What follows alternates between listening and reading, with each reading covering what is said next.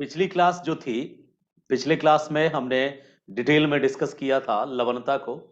और हमने चर्चा की थी लवणता क्या है, कहाँ से आया लवण, कैसे बना लवण, कितने प्रकार के हैं लवण, उस पे चर्चा की थी। मैंने कहा था कि कुल मिलाकर के 27 प्रकार के लवण का सागर में होने की बात करते हैं। डिटमार जो एक ओशियनोग्राफर हैं, समुद्र वैज्ञानिक हैं, डिटमार डिटमार ने कहा है कि सागर में 27 प्रकार के लवण हैं।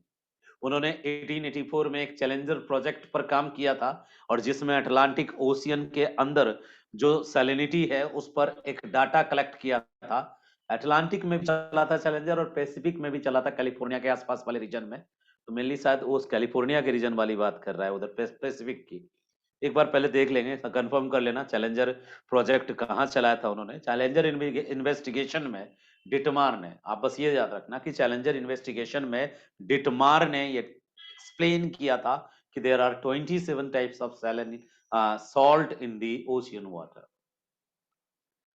तो सागरीय जल विभिन्न प्रकार के रसायनों का, विभिन्न प्रकार के लवणों का मिश्रण होता है। और सागरीय जल के अंदर जो ये लवण का मिश्रण मौजूद होता है, वह मूलतः सब जगह एक समान नहीं होता। लवणता का वितरण जो हम पढ़ेंगे, तो दोनों तरह का वितरण पढ़ेंगे। क्षैतिज वितरण भी पढ़ेंगे, यानी हॉरिजेंटल भी पढ़ेंगे, और वर्टिकल भी पढ़ेंगे, उदग्र वितरण भी पढ़ेंगे। अब ये क्षैतिज क्या है, उदग्र क्या है, ये उदग्र वितरण और क्षैतिज वितरण क्या है, अभी हम बताएंगे आपको। मान लीजिए कि ये समुंदर है और इसमें पानी भरा है, और अब जब आप ये मापने की कोशिश कर रहे हैं कि ऊपरी सतह पर नमक ज्यादा है, नमकीनपन, खारापन ज्यादा है, या फिर पेंदी में, तली में खारापन ज्यादा है, यदि आप ये मेजर कर रहे हैं कि खारापन कहां ज्यादा होगा, सतह पर खारापन ज्यादा होगा, या फिर तली में खारापन ज्यादा होगा, या फिर बीच में खारापन ज्यादा होगा, तो यदि आप इस तरह से मेजरमेंट कर रहे हैं तो आप उदग्र वितरण पर फोकस कर रहे हैं। Vertical distribution of the salinity समझने की कोशिश कर रहे हैं। लेकिन यदि आप ये देखने की कोशिश कर रहे हैं कि यहाँ सतह के ऊपरी सतह पर यहाँ पे लवणता ज्यादा है, या यहाँ लवणता ज्यादा है, या इधर लवणता ज्यादा है, तो ऊपरी सतह की लवणता यदि आप देख रहे हैं तो ये क्षैतिज वितरण देख रहे हैं, और यदि भीतरी गहराई के अकॉर्डिंग लवणता देख रहे हैं तो उदग्र वितरण देख रहे हैं। तो वितरण में हम क्षैतिज वितरण और उदग्र वितरण को देखते हैं। एग्जाम के पॉइंट ऑफ व्यू से देखा जाए कि मुख्य परीक्षा में क्या आपके एग्जाम में आएगा, तो जब भी आता है तो मुख्य परीक्षा में यही दोनों क्वेश्चन एक साथ कंबाइंड होकर आता है। सागरीय लवणता के स्रोत और उसके वितरण पर को विस्तार से समझाएं, यही क्वेश्चन आता है। आज तक कभी भी ये नहीं आया क्वेश्चन में, ना ही ये आया। यूपीएससी के स्टूडेंट को ये पूछ सकता है वर्तमान संदर्भ में सागरीय लवणता पर। जैसे दोनों ध्रुवों का बर्फ तेजी से पिघल रहा है, तो ध्रुवों के बर्फ के पिघलने से सागरीय लवणता में क्या होगा, अंतर होगा, सागरीय लवणता कम होगी। तो यदि सागरीय लवणता को हम उस तरीके से देखें तो वो वर्तमान संदर्भ से जुड़ता है। तो यूपीएससी की तैयारी करने वालों को इन दोनों संदर्भ से भी चीजों को समझ के रखना पड़ेगा। ठीक है, कि ध्रुवों के बर्फ के तेजी से पिघलने से लवणता पर क्या फर्क पड़ रहा है। ग्लोबल वार्मिंग के कारण धरती की गर्माहट बढ़ रही है, अर्थ सरफेस का टेम्परेचर इंक्रीज हो रहा है। ऐसे केसेस में जब अर्थ सरफेस का टेम्परेचर इंक्रीज हो रहा है तो इसका सैलिनिटी पर क्या प्रभाव पड़ेगा, ये भी यूपीएससी के एज ए एस्पिरेंट आपको चीजों को समझना पड़ेगा वर्तमान संदर्भ में। तो एक पूरा खाका खींच दिया मैंने आपके सामने चैप्टर का, कि इस चैप्टर में है क्या। पिछली क्लास में हमने आपसे समझाया था आपको कि लवणता होती क्या है। मैंने बताया था कि सागर के जल में जो कुछ भी घुला है, जो कुछ भी डिजॉल्व्ड है, जो कुछ भी घुला है, जो कुछ भी, उस घुले हुए पदार्थ की मात्रा और जल की मात्रा, इनके बीच का अनुपात लवणता है।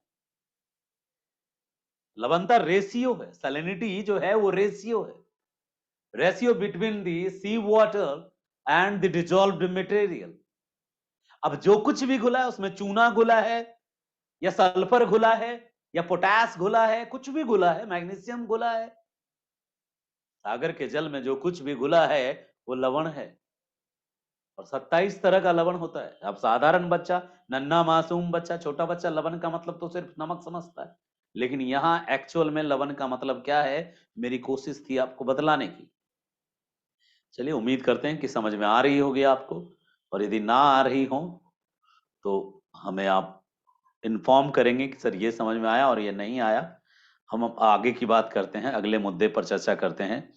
लवणता की जो प्रतिशत मात्रा है, प्रतिशत की बात करें यदि लवणता की, तो किसका प्रतिशत ज्यादा है और किसका प्रतिशत कम है, ये यदि हम समझना चाहें कि लवणता का प्रतिशत क्या है, तो सबसे ज्यादा प्रतिशत मैंने बताया था सोडियम क्लोराइड।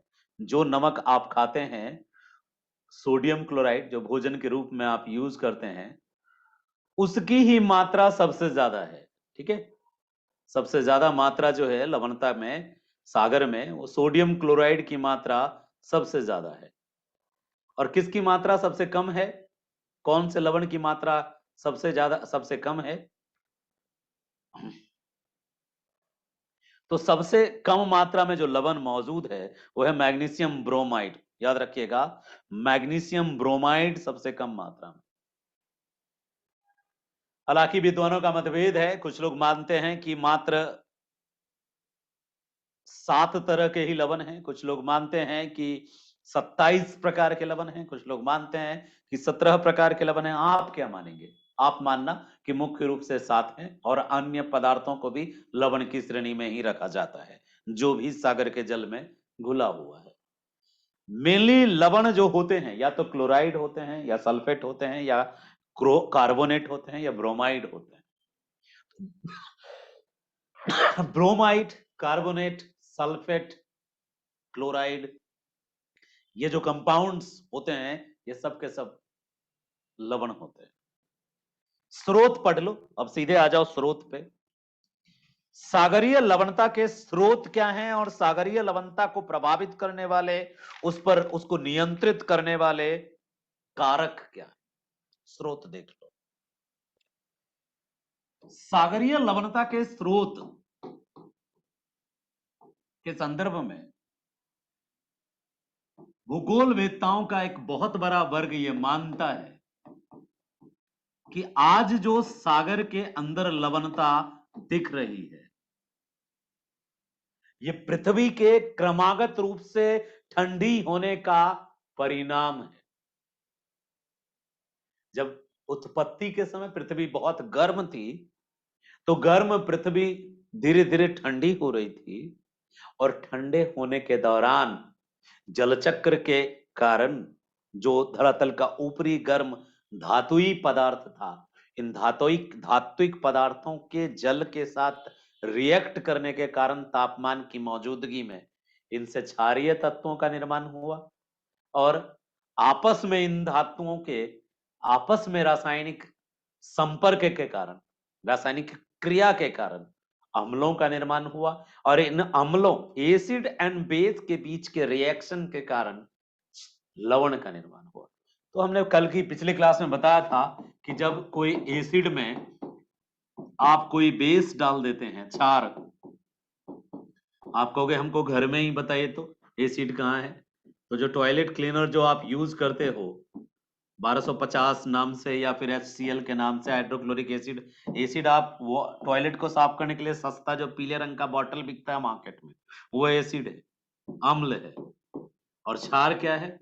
तो कभी कभी आप बेकिंग सोडा लाते हो, क्षार में आप देख सकते हो बेकिंग सोडा लाते हो या इनो खरीद के लाते हो, इनो ऑन, एसिडिटी गॉन एक्सेट्रा, वो क्षार है। क्षार जब अम्ल के संपर्क में आएगा ना एसिड में, तुम यदि उस क्षार को डाल दोगे तो ब्लास्ट भी कर सकता है, और वो बहुत ज्यादा बुलबुला छोड़ेगा, और उससे क्या होगा, लास्ट में वो एसिड एसिड नहीं रहेगा, तो किस में कन्वर्ट हो जाएगा, सॉल्ट में कन्वर्ट हो जाएगा, लवण में। हम जिस जगह से आते हैं जमालपुर, वहां पे एक स्कूल है, आरबी हाई स्कूल, ठीक है। सुमन जायसवाल नाम की बच्ची है क्लास में, उसके घर के पास एक स्कूल है, घर नहीं, उसके नाना जी के घर के पास।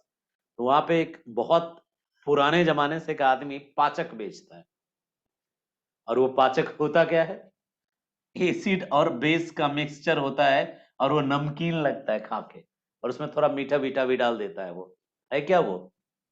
तो वो यही एसिड और क्षार को मिक्स करता है, और उससे क्या बन जाता है, लवण, और उसके साथ क्या मुक्त होता है, जल। तो जब हम स्रोत की बात करेंगे तो स्रोत में हम बताएंगे कि भूगोल वेदता का एक बहुत बड़ा वर्ग यह मानता है कि सागरीय लवणता का जो, जी बिल्कुल बिल्कुल, बहुत अच्छा बहुत अच्छा। कैसा कैसा कमेंट बच्चा लिख रहा है, वह सोनी अपना दिल का भाव लिख रही थी, ठीक है, कोई बात नहीं बेटा, लिख लो। तो लवणता का हम बात कर रहे थे, पता नहीं उसका फुल फॉर्म क्या है, मैं बस आरबी ही जानता हूं, आरबी हाई स्कूल।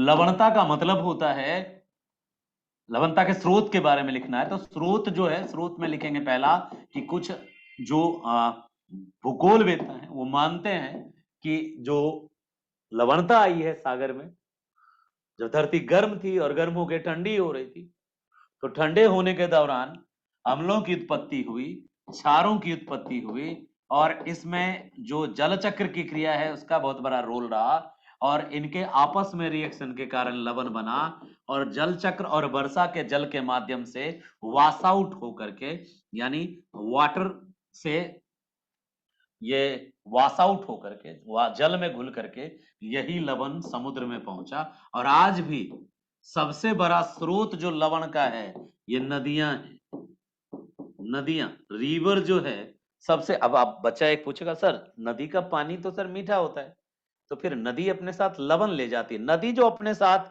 मलबा ले जाती है उठा के, वो मलबा जो है उस मलबा में लवण की मात्रा मौजूद होती है। तो लवणता का एक इंपॉर्टेंट, सैलिनिटी का जो मेन इंपॉर्टेंट सोर्स है जोग्राफर्स के अकॉर्डिंग, तो बिगिनिंग में लवण, high quantity of the salt created हुआ in the beginning, in the at the time of the origin of the earth, ठीक है। वो पृथ्वी की उत्पत्ति के बाद पृथ्वी क्रमशः ठंडी हुई, ठंडी होने के दौरान लवण सबसे ज्यादा क्वांटिटी में समुद्र में आया, और उसके अलावा समुद्र में जो वाश आउट हो करके लवण पहुंचे उस किस माध्यम से पहुंचे, तो नदियों के माध्यम से। और आज भी जो धरातलीय सतह में जो लवण की मात्रा मौजूद है, धरातल में भी लवण मौजूद है। आप बचपन से ही पढ़ते आए हैं ना, क्या कि जो वृक्ष है वो अपनी जड़ों से धरती के नीचे से क्या लेता है, धरती के नीचे से वृक्ष की जड़ें, जड़ें क्या लेती हैं बताना जरा। तो आपको पता है ना कि जड़ें धरती के नीचे से क्या लेती है, खनिज, खनिज लवण, पढ़ा होगा आपने। तो minerals and salts are available, always available in the earth surface. तो जो चट्टाने हैं पृथ्वी की, जो मृदा है पृथ्वी पे, इनमें पहले से लवण मौजूद है, और आपको काफी मात्रा में लवण मौजूद है, लेकिन आपको खारा, आप देखते होंगे ना किसी किसी जैसे जवान दिल्ली में कहीं पे भी आप यदि बोरिंग करिए, यदि ट्यूबवेल डालिए, तो आप देखेंगे कि दिल्ली के जो ट्यूबवेल्स हैं, ज्यादातर ट्यूबवेल्स में किस तरह का पानी आता है आपका, खारा पानी आता है, नमकीन पानी आता है। तो पानी में जो ये खारापन है, नमक है, कहां से आया यहाँ, दिल्ली में समुंदर है क्या कहीं, तो दिल्ली में जो खारापन आपको मिल रहा है पानी में, कहां से आया ये, तो पृथ्वी का जो ऊपरी सतह है इसमें सल्फर है, मैग्नीशियम है, सिलिकॉन है, क्लोराइड है, सल्फेट है, ब्रोमाइड है, a variety of salts are available in the earth surface already। तभी तो जो पौधे हैं अपनी जड़ों से क्या खींचते हैं, मिट्टी से खनिज के साथ लवण। तो लवण पहले से मौजूद है मृदा में, और यही लवण मृदा के रूप में कभी जल के संपर्क में आते हैं तो जल में घुल जाते हैं, डिजॉल्व हो जाते हैं, और यही लवण, चूंकि क्वांटिटी बहुत कम होती है इसमें, इसीलिए आपको नदी का जल खारा नहीं लगता। लेकिन कभी आपके यहाँ पे आरओ बेचने वाला कोई आएगा ना, कोई भी पर्सन, तो कहेगा पानी का टीडीएस चेक कराइए, करवाए होंगे कभी पानी का टीडीएस चेक। यदि आपके यहाँ कैंट लग रहा है, यदि आपके यहाँ आरओ लग रहा है, रिवर्स ऑस्मोसिस वाली मशीन लगा रहे हैं, तो रिवर्स ऑस्मोसिस का मशीन लगाने वाला एक इतना सा एक मीटर लेके आता है और वो कहेगा कि लाइए हम आपके पानी का टीडीएस चेक करते हैं। और जब टीडीएस चेक करता है तो कभी नहीं बताता है कि टीडीएस होता क्या है। टीडीएस का फुल फॉर्म होता है टोटल डिजॉल्व्ड सॉल्ट। यहाँ एस का मतलब सॉल्ट है, डी का मतलब डिजॉल्व्ड है, तो टोटल डिजॉल्व्ड सॉल्ट यानी जो पानी आप पीते हैं, इवन आप जो मिनरल वाटर पीते हैं, इवन जो आप फ्रेश वाटर पीते हैं, उसमें भी कुछ ना कुछ टीडीएस होता है। जीरो टीडीएस वाला पानी जहर है, आपके शरीर में रोग पैदा करेगा यदि आप जीरो टीडीएस वाला पानी पी रहे हैं। तो टीडीएस जो है, आपके पानी में टीडीएस होना चाहिए, होना चाहिए। जो तुम मिनरल वाटर पीते हो उसमें जो मिनरल शब्द है वो मिनरल दरअसल सॉल्ट है, ठीक है। मिनरल जो है वो सॉल्ट है, वैरायटी ऑफ सॉल्ट है। तो यदि तुमसे स्रोत कोई पूछे तो स्रोत को लेकर के ज्यादा क्वांटम फिजिक्स मत बकने लग जाना। एकदम ये नहीं कि मैकियावेली, रूसो, दांते ये सब लगाना है, नहीं। मतलब बहुत बड़ा जोग्राफर और पॉलिटिशियंस को नहीं लगाना है। सिंपल वे में सोचना, एक छोटा बच्चे की तरह सोचना। बहुत कम देखो, पढ़ते समय बहुत जरूरी होता है कि हम बहुत चीजों को ना एकदम टेक इट इजी वाले मंत्र का फॉलो करें, हल्के में समझें, कम बातों में समझें, और गहराई तक तब उसको सोचें जब उसकी आवश्यकता हो, कि यदि गहराई में जाने की आवश्यकता है या तट से कार्य हो जाएगा। यदि तट पर से कार्य हो जाए तो तट से ही कार्य करके निकल लेना चाहिए। तो पंडित जी थे, 4 पंडित जी थे, उन्होंने शास्त्र पढ़ा था और गहरे ज्ञान लिए थे शास्त्र के, लेकिन शास्त्रों में जो मंत्र था उसका सही अर्थ, वास्तविक जीवन का अर्थ नहीं समझे थे। किताबी ज्ञान बहुत जमा किया था उन्होंने। तो क्या था कि जब वो किसी के यहाँ भोजन करने जाते थे, कोई भी भोजन देता था तो वो शास्त्र में उस भोजन से संबंधित कुछ न कुछ मंत्र उसको मिल जाता था, और मंत्र के अनुसार जब उस मंत्र को पढ़ता था तो सोचता था, उसमें शब्द ले लेता था। जैसे एक के यहाँ गया, वो सेवई खाने दिया, तो उसको एक मंत्र याद था कि लंबा लंबा भोजन, रेशेदार भोजन, रस्सी जैसा भोजन पाप होता है, रोग कारक होता है, तो छोड़ दिया। इसी तरह से जो भी भोजन मिला, कोई ना कोई मंत्र में उसकी बुराई थी तो छोड़ दिया। ऐसे ही भूखे प्यासे चारों ब्राह्मण जा रहे थे, एक जगह चौराहा आया। अब चौराहे से किधर जाए, तो ब्राह्मण में से एक ने तुरंत पोथी पत्रा उतारा, ठीक है। मैकियावेली का द प्रिंस जैसा एक किताब निकाला, उसमें लिखा था महाजनो येन गता स पांथ। अब महाजन लोग, महाजनों का मतलब होता है महान पुरुष जिस रास्ते से गए हैं वही सच्चा रास्ता है।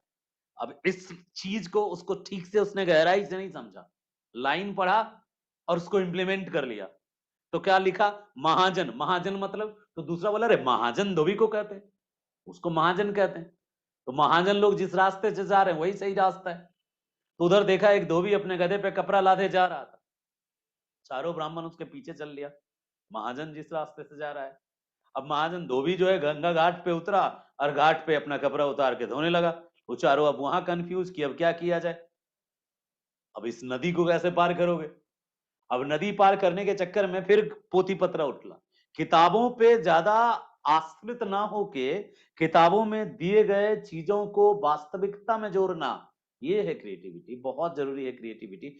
ठीक से सोचिए, प्रैक्टिकल सोचिए, बिल्कुल एकदम जमीनी, जो आपके आसपास बीत रहा हो उससे जोड़ना सीखिए चीजों को, तो आपको याद रहेगा। अब देखो, मैं पढ़ा रहा हूँ सैलिनिटी, लेकिन तुमको ले आया तुम्हारे घर, और तुम्हारे घर में आज ना कभी कोई आरो वारो वाला आया होगा, गांव गांव पहुंच गया है ये। तो आरो वाला अक्सर इस शब्द को, जैसे ना आजकल जो लॉकडाउन और क्वारंटाइन पॉपुलर हुआ है, उसी तरह से टीडीएस भी पॉपुलर है। मेरी मम्मी भी गांव में बोलती है, रे बेटा पानी में टीडीएस खूब। तो बोले भैया टीडीएस की होय छे, तो मेरी मम्मी करे वो हम नहीं जाने छे टीडीएस की होय छे, वो बोले छे जे आवे छे आरो वाला कि पानी में टीडीएस ज्यादा है आपका, कम करवाइए, आरो लगाइए। बोले आरो की होय छे भैया। तो मेरी मम्मी बोले चुप पागल, कुछ पूछे छे, आरो मशीन होय छे जे पानी ठीक करे छे। मेरी मम्मी बिल्कुल स्ट्रेट फॉरवर्ड है, सही बताती है, आरो मशीन होय छे जे पानी ठीक करे छे। अब मुझे उनको ये भी नहीं बताना था कि रिवर्स ऑस्मोसिस क्या होता है, नहीं तो मैं खुद फंस जाता रिवर्स ऑस्मोसिस समझाने में। कि देखो किशमिश सिकुड़ गया है, उसके अंदर कुछ नहीं है, उसको पानी में फूलने दे देते तो वो पानी को एब्जॉर्ब करता है। तो किशमिश के अंदर पानी घुसता कैसे है? ठीक है। या फिर किशमिश है, उससे पानी निकालना है तो उसको नमक के कटोरा में डाल दो, तो नमक उससे पानी सोख लेगा।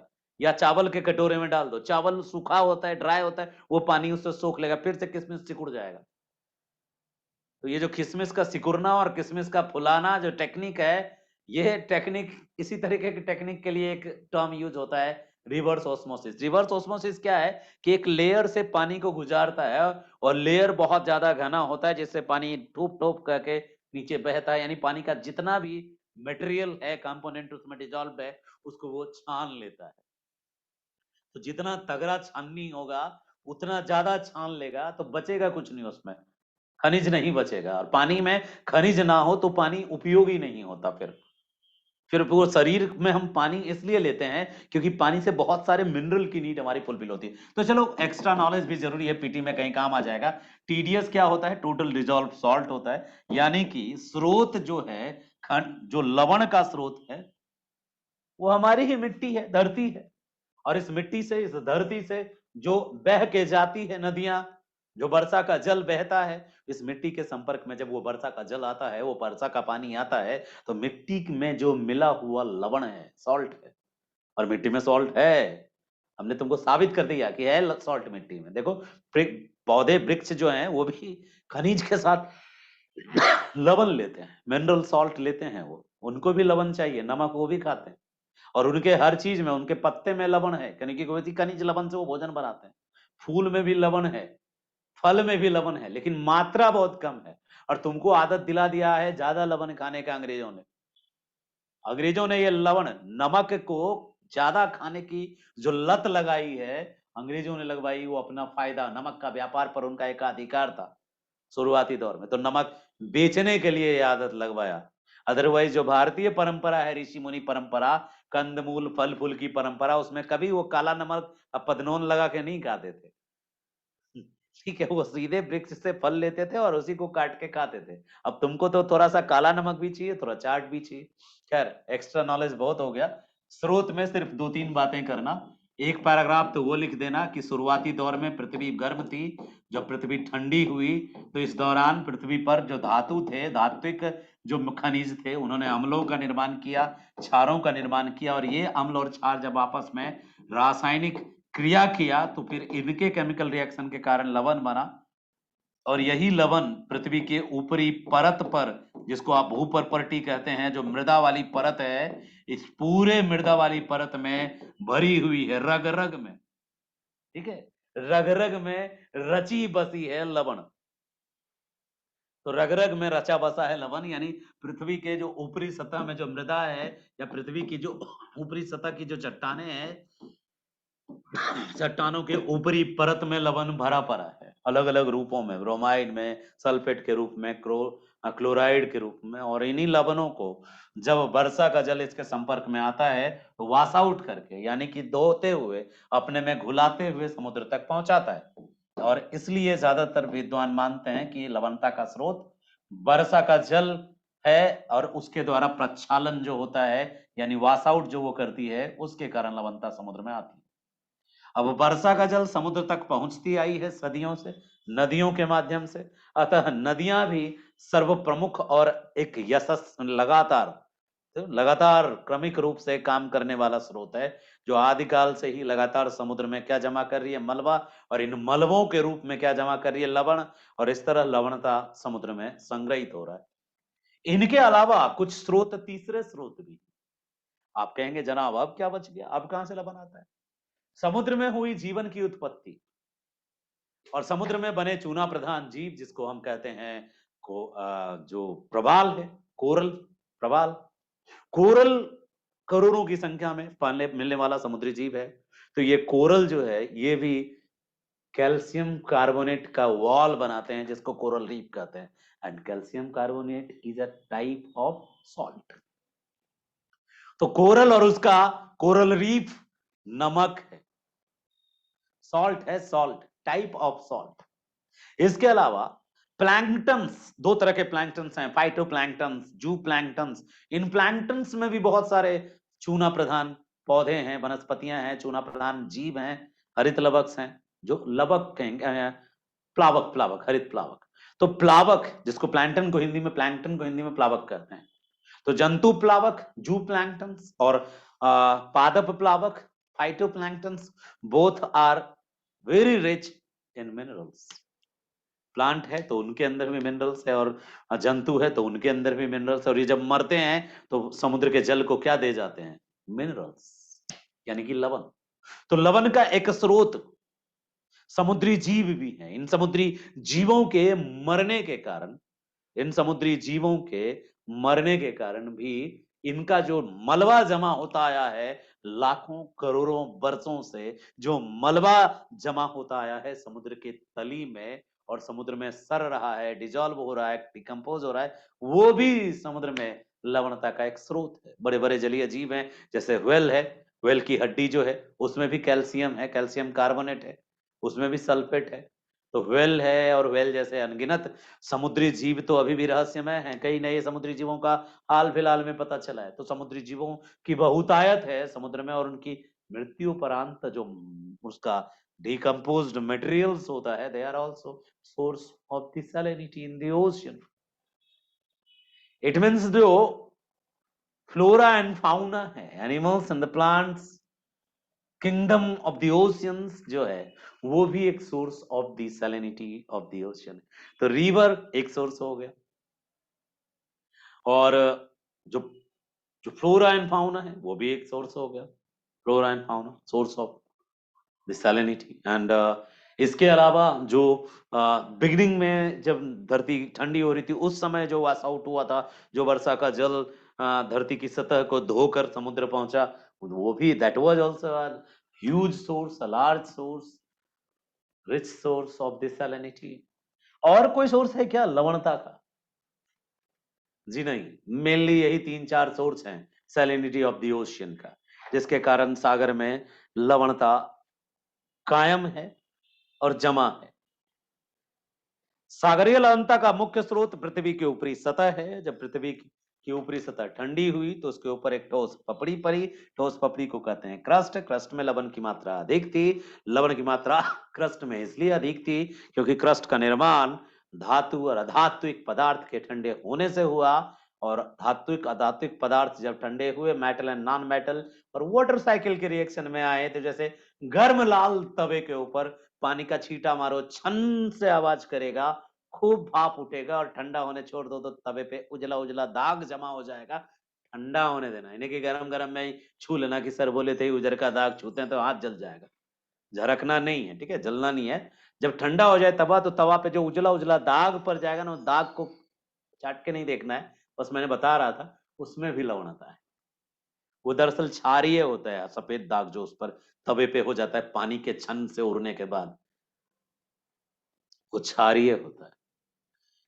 ठीक है, जो इडली उडली बनाते हैं ना, इडली सांबर, ठीक है, वो जो डोसा डोसा बनाते हैं, तो वो लोहे का तवा रखते हैं, उस पर पहले ही पानी मारते हैं छन्नी से, फिर कपड़े से पोंछते हैं। वो नहीं पोंछेंगे तो उजला उजला दाग हो जाएगा वो। और पानी यदि नमकीन रहा, दिल्ली के जमीन का पानी रहा, तो और नमकीन वो दाग छोड़ेगा उजला। उसमें पानी में भी लवण मिला होता है ऑलरेडी। बिना टीडीएस के पानी होता ही नहीं है। कोई भी पानी लाओ, उसमें क्या होता है? TDS 10%, TDS 75%, TDS 50%। तो टीडीएस तो होता ही होता है। हालांकि टीडीएस जो हम पानी में नापते हैं उसको परसेंट में नापते हैं, यहाँ पे जो मशीन लगा के देखते हैं, लेकिन समुद्र में जो नापा जाता है पर 1000 लीटर पे देखा जाता है, 35 एवरेज है ओशन का। तो सोर्सेस जो हमने आपको समझाया वो बेहतरीन सोर्स, आप याद रखना। नदियां मुख्य स्रोत है, धरातल का ऊपरी सतह मुख्य स्रोत है। इसके अलावा जो समुद्र में जो वनस्पतियां हैं, जो जंतु हैं, उनके मृत्युपरांत जो जमा होता है, वो भी स्रोत है। एक और स्रोत है, अनगिनत ज्वालामुखी फटते हैं समुद्र में, और ज्वालामुखी से निकलता है मैग्मा, गर्म तप्त मेटल, नॉन मेटल, पानी के संपर्क में आता है, छन सा आवाज होगा, और वो भी बनाएगा लवण।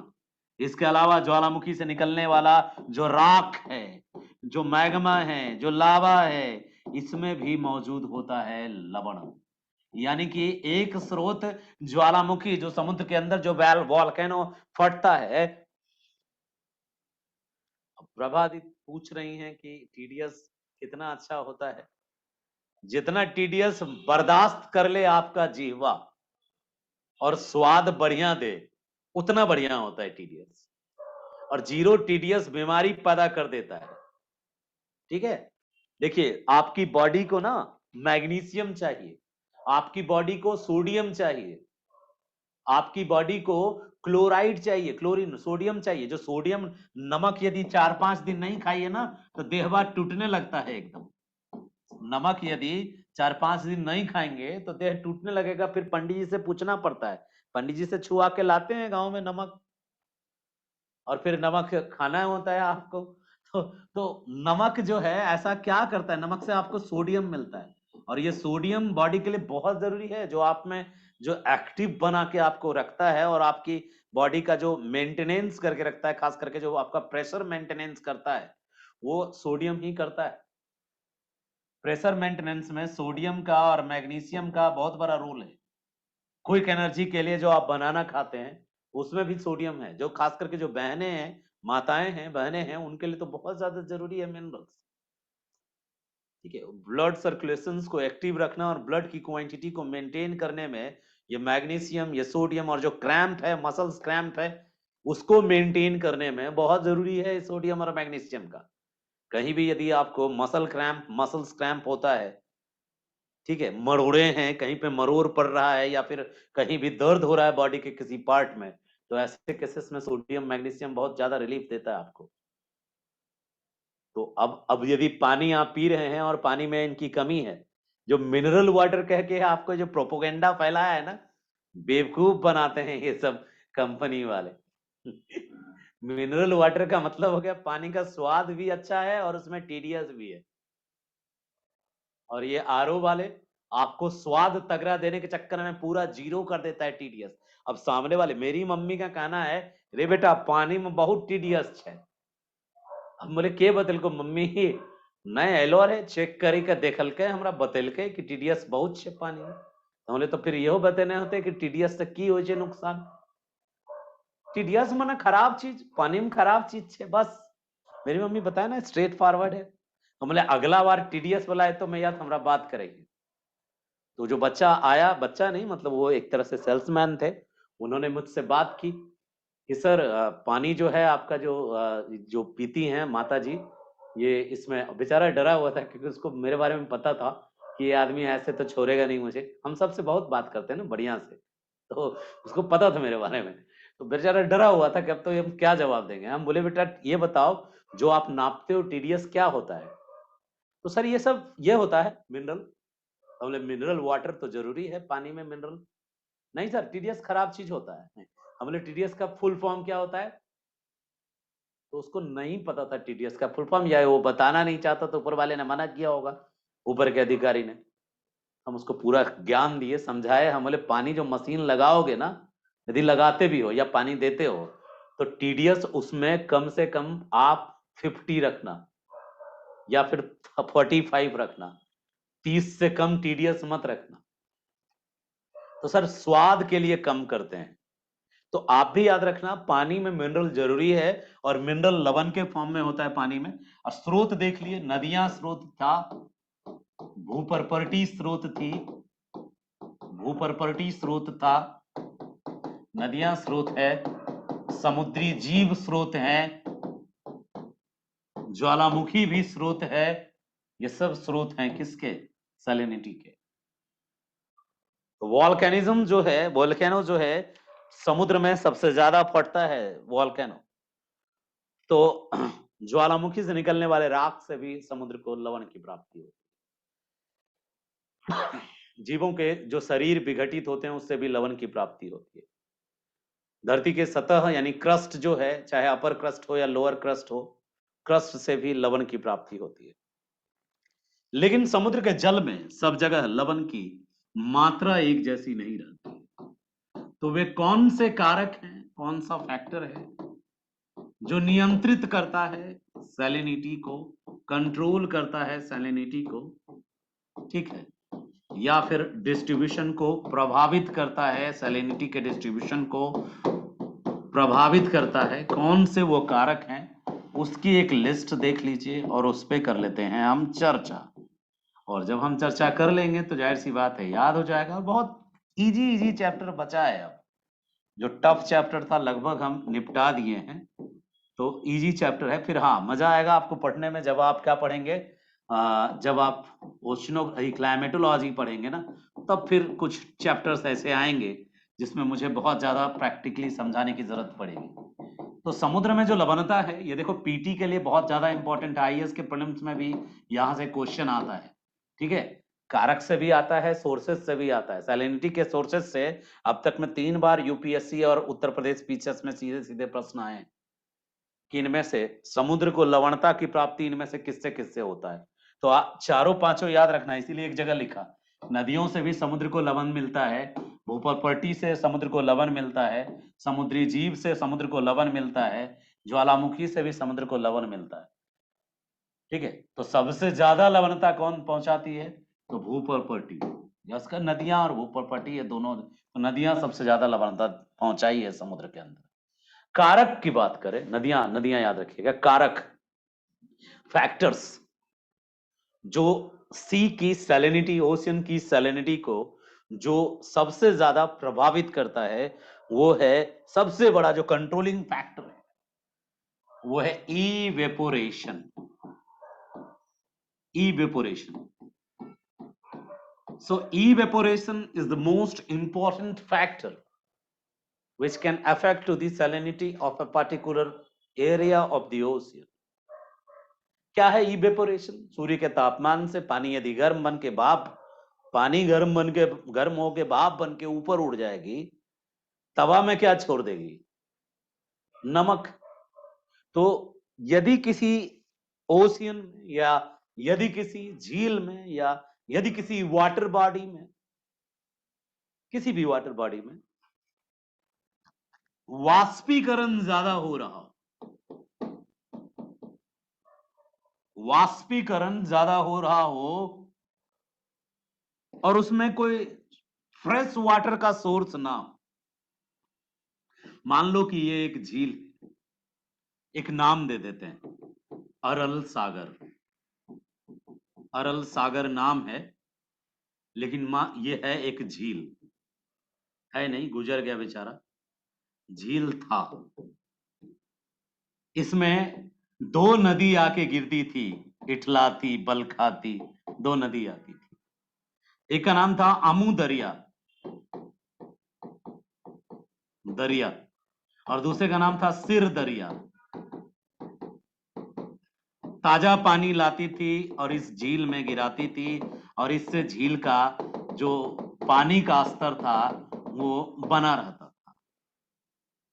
सूर्य देवता जितना गुलुप गुलुप गुलुप करते थे, सूरज जितना इसका पानी पाइप लगा के पी जाता था, मतलब जितना सूर्य के तापमान के कारण भाप बन के उड़ता था ये, उससे कहीं ज्यादा पानी ये 2 नदी लाके दे देती थी, आमू दरिया और सिर दरिया। इससे क्या होता था, ये जो पानी लाती थी स्वच्छ जल लाती थी, यानी इसमें सैलिनिटी की कम कम होती थी। बहता जल है तो वाष्पीकरण कम होगा ना उसमें, तो वो मीठा है, तो इससे बना रहता था संतुलन। फिर पापी मनुष्यों ने, मनुष्य तो है ही पापी, पापी मनुष्यों ने आमू दरिया और सिर दरिया का ब्रेकअप करवा दिया। किससे? अरल सागर से। ये दोनों जो थी मोहतरमा ने इस झील में आना बंद कर दिया। अब जब ये दोनों इस झील में गिरना बंद कर दी, तो बेचारा अरल, अरल सागर अकेला रह गया। आमू दरिया भी नहीं आने लगी, सिर दरिया भी नहीं आने लगी। ठीक है, तो आमू दरिया और सिर दरिया जब अरल सी में आना बंद कर दिया, इसको इन्होंने इधर मोड़ लिया, अब वो उधर जाने लगी और ये भी इधर जाने लगी। तो अब क्या हो गया, दिन ब दिन समुद्र ने पानी पीना नहीं छोड़ा, ये सच्चा प्रेमी था समुद्र। बोला तुम्हारी दरिया आवे या ना आवे, तेरी ऐसी तैसी, मैं क्या करूं, मेरी ड्यूटी है वाष्पीकरण, मैं तो तुम्हारा वाष्प बनाता रहूंगा। ठीक है, इवेपोरेशन जारी था। बेचारा अरल क्या करता, मोहब्बत में धोखा मिला था। ठीक है, आमू दरिया भी गुजर गई थी, दूसरी तरफ मोड़ गई थी, मोड़ लिया था किसी ने, बेचारी दरिया है। उधर कोई देश था, कजाकिस्तान, उज्बेकिस्तान, एक ने इसको अलग, जो एक झील है वहां पे, सॉरी झील कहता हूँ, रेगिस्तान है का, एक रेगिस्तान का नाम है, दो वहां पे रेगिस्तान है, एक का नाम है काराकुम और एक का नाम है किजिलकुम। एक लाल रेगिस्तान, एक काला रेगिस्तान। तो किजिलकुम और करलकुम, काराकुम और किजिलकुम में मुड़ गई। जहां गई बेहतरीन थी, तो एकदम हरा भरा कर दिया मामला, पूरा एकदम टाइट। ठीक है, तो ये नदियां रेगिस्तान को आबाद कर दी जाके, और बेचारा इसका पुराना प्रेमी, इसका वाष्पीकरण होता रहा, होता रहा और होता रहा, होता रहा। अकेलापन काटने को दौड़ता था इसको, बेचारा धीरे धीरे निपट लिया। वाष्पीकरण होते होते ऐसा हो गया, बिल्कुल एक जमाने में यहां तक पानी था, अब पानी ही नहीं है। फिर अब थोड़ा सा पानी बचा, फिर ये पानी भी खत्म, और फिर ये झील झील ना रहा, झील झील ना रहा, मर गया बेचारा। और इसने भी अपने को बैचलर घोषित कर दिया, किसी आमू दरिया और सिर दरिया के इंतजार में। इसने खुद को भी अपने इन्हीं की तरह, किजिल और कराकुम की तरह इसने भी अपने आप को रेगिस्तान घोषित कर दिया, और इसने अपना टाइटल बदल लिया कि अब सागर रह के क्या फायदा, जब चली गई दोनों। अब क्या कर दिया इसने, इसने अपना टाइटल बदल के कर दिया, हम भी कुम है, अब कुमार नहीं कुम, अब ये अरल कुम हो गया। पहले इसके पड़ोस में दो कुम थे, एक किजिल कुम, एक कराकुम। तो कराकुम, किजिल कुम, कराकुम, ये डेजर्ट था, और उसके बीच में ये एक समुद्र हुआ करता था। अब ये समुद्र समुद्र नहीं रहा भाई मेरे, अब ये रेगिस्तान हो गया। और ऐसा वैसा रेगिस्तान नहीं हुआ, नमक का रेगिस्तान हो गया, ये सफेद रेगिस्तान में कन्वर्ट हो गया। पानी भाप बन के उड़ गया, और लवणता ही लवणता यहां मिलती है, और ये सफेद रेगिस्तान हो गया। इसके एक तरफ लाल रेगिस्तान है, दूसरी तरफ काला रेगिस्तान है, और बीच में उजला रेगिस्तान है। और जब आंधी आती है तो मास्को तक 3 कलर का आंधी आती है, उनमें से ललका आंधी, इनमें से उजर का आंधी, उधर से करका आंधी, आंधी कलरफुल आंधी, फुल फुल एंजॉय करता है वहां का आदमी, कलरफुल आंधी। उजला वाला आंधी में तो एकदम चटचट सा करता है, नमक वाला स्वाद आता है, यदि मुंह कान में घुस गया तो रेत का कण, तो स्वाद नमक का है, क्योंकि नमकीन आंधी। तो अरल कुंभ का डेफिनेशन, यानी अरल कुंभ से आपको मिलवाने के पीछे जो मेरा छोटा सा षड्यंत्र था, वो ये था, क्या था भाई, कि मैं आपको ये बताऊं कि सबसे ज्यादा यदि कोई कंट्रोल करता है, किसको, डेजर्ट को, सॉरी डेजर्ट कह रहा हूं, माफ करना, डेजर्ट डेजर्ट पढ़ा ना, सैलिनिटी ऑफ द ओशियन को सबसे ज्यादा प्रभावित करता है वाष्पीकरण। और वाष्पीकरण डिपेंड करता है इंसोलेशन पे, सूर्यतप पे। जहां इंसोलेशन ज्यादा होगा, जहां सूर्यतप ज्यादा होगा, वहां वाष्पीकरण ज्यादा होगा। यदि ये हमारा गोला है, गोले पे ले चलते हैं हम आपको, काहे हो, गोले पे यदि चलेंगे ना आप, तो गोले पे, तो गोले पे जो सबसे ज्यादा वाष्पीकरण होगा, कहां होगा, गोला। ये जो अपना गोला है, ये हमारे गोले पे सबसे ज्यादा वाष्पीकरण कहां होएगा, तो गोले पे वाष्पीकरण सबसे ज्यादा कहां होगा भाई मेरे, इक्वेटर के पास में। गोले पे सबसे ज्यादा वाष्पीकरण होगा इक्वेटर के पास में। जो इक्वेटर है यहां ज्यादा वाष्पीकरण हो, यानी ये जो रीजन है समुद्र का यहां वाष्पीकरण ज्यादा होगा। लेकिन थैंक गॉड यहां वाष्पीकरण ज्यादा हुआ तो क्या हुआ, वाष्पीकरण ज्यादा हुआ तो भी दिक्कत नहीं है। क्यों? क्योंकि यहां वर्षा भी बहुत ज्यादा होती है। तो जितना सूरज भगवान उड़ा ले जाते हैं उतना ही यहाँ पे मूसलाधार वर्षा भी हो जाती है। तो यहाँ मेकअप हो जाता है, और मेकअप हो जाने के कारण यहाँ पे लवणता के साथ मजाक हो जाता है, यानी यहाँ लवणता कम होती है। यहाँ लवणता कम होती है। क्यों कम होती है? ज्यादा वाष्पीकरण होने के बावजूद भी लवणता कम होती है। कहां पर कम होती है लवणता? कहां पे कम होती है लवणता भाई? तो इक्वेटर के पास ज्यादा वाष्पीकरण होने के बावजूद भी इक्वेटर के पास जो समुद्री क्षेत्र है, जो नीला नीला क्षेत्र है, उन क्षेत्रों में जो भी सागर महासागर आता है उसमें सैलिनिटी कम है। वहां पर सैलिनिटी कम है। और क्यों कम है वहां पे सैलिनिटी?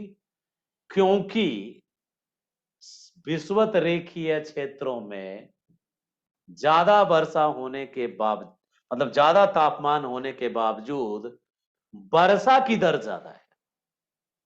यानी कि नियंत्रण करने वाले कारकों में यदि तापमान एक कारक है तो एक कारक वर्षा भी तो है।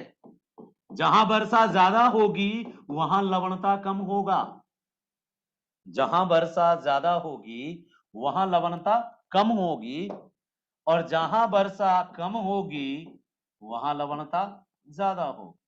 सॉरी, ठीक है, वर्षा और लवणता के बीच उल्टा वाला रिलेशन है। उल्टा वाला रिलेशन एक दूसरे के विपरीत है। वर्षा ज्यादा तो लवणता कम, लवणता ज्यादा तो वर्षा कम। और लवणता जब भी देखते हैं तो जमीन पर नहीं देखते हैं, जो समुद्री क्षेत्र है उन समुद्री क्षेत्रों में देखते हैं। जहां वाटर बॉडी है, चाहे झील हो, वन या सागर हो, समुद्र हो, बहता हुआ जल नहीं होना चाहिए। जो बहुत ज्यादा बहता हुआ जल है, नदियों में हम लवणता नहीं देखते, हम समुद्र में लवणता देखते हैं, झील में भी लवणता देखते हैं, ठीक है, सागर में लवणता देखते हैं। और लवणता को प्रभावित करता है तापमान, वाष्पीकरण, वर्षा, ये सब लवणता को बहुत ज्यादा प्रभावित करता है। इसके अलावा नदियां भी प्रभावित करती है। जहां पर नदियां ज्यादा स्वच्छ जल लेके आ जाती है वहां लवणता कम होती है। जैसे बंगाल की खाड़ी में गंगा ब्रह्मपुत्र गिरती है, गोदावरी गिरती है, महानदी गिरती है, कृष्णा गिरती है, कावेरी गिरती है। तो गंगा ब्रह्मपुत्र नदी तंत्र, महानदी तंत्र, गोदावरी नदी तंत्र, कृष्णा नदी तंत्र, कावेरी नदी तंत्र, मेकांग नदी तंत्र, इरावदी नदी तंत्र, इतनी नदी तंत्र, इतने नदियां आके स्वच्छ जल ला के बंगाल की खाड़ी में डालती है। तो बंगाल की खाड़ी की लवणता क्या है? कम है। अरब सागर की लवणता ज्यादा है क्योंकि वहां पे बहुत कम नदियां गिरती हैं। नर्मदा ताप्ती को छोड़ दें तो छोटी छोटी जुआरी, मांडवी, माई, पेरियार, या छोटी छोटी नन्ही नन्ही सी नदियां हैं, टुन्नू मुन्नू सी। तो इन नदियों में उतना नमक नहीं है जितना नमक वो लेके आती हैं। हम आप कहेंगे कंफ्यूज कर दिए सर, नमक लाती हैं लेकिन वो साथ में ताजा पानी ज्यादा लाती हैं। तो जो उधर ज्यादा नदियां ताजा पानी लाएंगी तो लवणता कम होगी, ठीक है, ये याद रखना। और कम नदियां आएंगी स्वच्छ जल वाली तो लवणता ज्यादा होगी। अरब सागर की लवणता ज्यादा है, बंगाल की खाड़ी की लवणता कम है। क्यों? क्योंकि नदियों का फेरा है। बंगाल की खाड़ी में ज्यादा नदियां गिरती हैं, ठीक है, गंगा ब्रह्मपुत्र व्यवस्था की नदियां, महानदी व्यवस्था की नदियां, गोदावरी, कृष्णा, कावेरी, इधर मेकांग, इरावदी, और ये बड़ी नदी तंत्र है अनगिनत। इस तंत्र में और भी अनगिनत नदियां हैं, बहुत सारी नदियां हैं, ऐसी एकदम बहुत सारी नदियां हैं। तो इतनी सारी नदियों को लेके जो ये गिरती हैं तो यहाँ पे बंगाल की खाड़ी में लवणता की मात्रा कम होती है। इधर गिरने वाली कोई नहीं है, नर्मदा ताप्ती को छोड़ दें, देख दो छोटी छोटी नदियां हैं बस। तो इधर नदियां कम गिरती हैं, तो यहाँ लवणता, यहाँ एक सिंधु गिरती है बस बड़ी नदी में। तो एज कंपेयर एज लवणता थोड़ा सा ज्यादा है, यानी कि बहुत ज्यादा, थोड़ा सा ज्यादा है। फिर इधर लवणता बहुत है क्योंकि इधर कोई नदी नहीं गिरती, प्लस में है लवणता। यहाँ पे एक डेड सी है, यहाँ भी लवणता ज्यादा है। तो अब आपको एक होमवर्क छोटा सा दे रहा हूं आज की क्लास में कि लवणता का वितरण पढ़ के रखिएगा। कल पीटी रिलेटेड पॉइंट होगा, जब हम लवणता का वितरण पढ़ेंगे तो प्री के लिए बहुत इंपॉर्टेंट है। लवणता का वितरण पढ़ेंगे, कहाँ पे लवणता ज्यादा है कहाँ पे कम है। बस 5 मिनट लगेगा, मतलब अगले क्लास में, कल कोई क्लास नहीं होगी। ठीक है, आपकी क्लास होती है TTS में, याद रखिएगा, ट्यूसडे, थर्सडे और सैटरडे में। तो ट्यूसडे को अगली क्लास होगी, जिसमें मैं आपको पीटी ओरिएंटेड एक टेबल दिखाऊंगा पीपीटी के मदद से, कहाँ लवणता वर्तमान समय में ज्यादा और कहाँ कम है। और उसके बाद ये चैप्टर खत्म हो जाएगा। हम अगले क्लास में पढ़ने वाले हैं, ओशनोग्राफी चल रहा है, लवणता पढ़ लिया, तो अगला क्लास बहुत इंटरेस्टिंग है और उसमें हम पढ़ेंगे कोरल रीफ को डिटेल में। ठीक है, चलिए कल मिलते हैं अगली क्लास में, यानी मंगलवार को।